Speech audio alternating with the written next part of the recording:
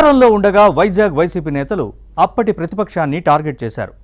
గతంలో పవర్లో ఉన్న పార్టీ ఇప్పుడు ప్రతిపక్షంలో కూర్చుంది. అప్పట్లో అపోజిషన్లో ఉన్న పక్షం ఇప్పుడు పొజిషన్లోకి వచ్చింది. ఉన్న పార్టీలో ఉండలేని పరిస్థితి.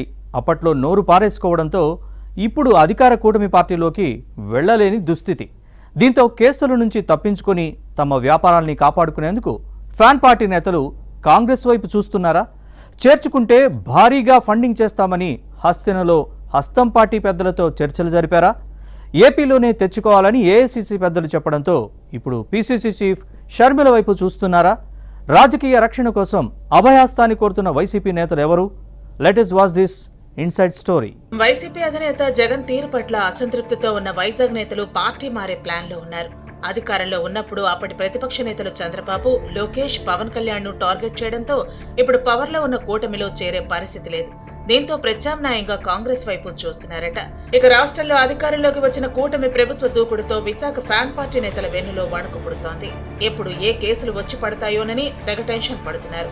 వైజాగ్ వైసీపీ నేతలకు వివిధ రకాల వ్యాపారాలు ఉన్నాయి. రియల్ ఎస్టేట్, విద్యా సంస్థలు, డిఫెన్స్ అకాడమీ, కోచింగ్ సెంటర్లు, షిప్పింగ్, సినిమా, డైరీ బిజినెస్ తో పాటు కాంట్రాక్టులు చేస్తున్నారు.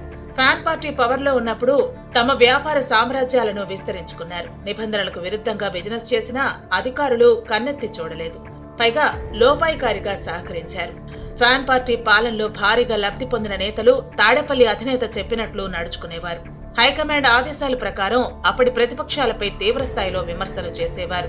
జగన్ 30 ఏళ్లు అధికారంలో ఉంటారన్న భ్రమలో ఇష్టానుసారంగా నోరు పారేసుకున్నారు. అయితే కూటమి ప్రభుత్వం వచ్చిన తర్వాత వారి మబ్బులు తొలగిపోతున్నాయి. తత్వం బోధపడుతోంది. అప్పుడు చేసిన పాపాలు ఇప్పుడు కర్మలా వెంటాడుతాయేమోనని తెగ టెన్షన్ పడుతున్నారు.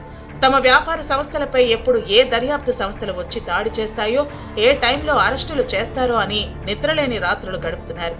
వైసీపీ అధికారంలో ఉన్నప్పుడు తాడేపల్లి ప్యాలెస్ నుంచి వచ్చిన స్క్రిప్ట్ ప్రకారం ముందు వెనక చూడకుండా చంద్రబాబు, పవన్ కళ్యాణ్ ను ఇష్టానుసారంగా తిట్టిపోశారు. చిన్న పెద్ద తేడా చూడకుండా అబద్ధమో నిజమో తెలుసుకోకుండా నోరు పారేసుకున్నారు. ప్రతిపక్ష నేతలతో పాటు వారి కుటుంబ సభ్యులపై వ్యక్తిగత విమర్శలతో విష ప్రచారం చేశారు. అందుకే ప్రజలు వైసీపీని ఓడించి 11 సీట్లకే పరిమితం చేశారు.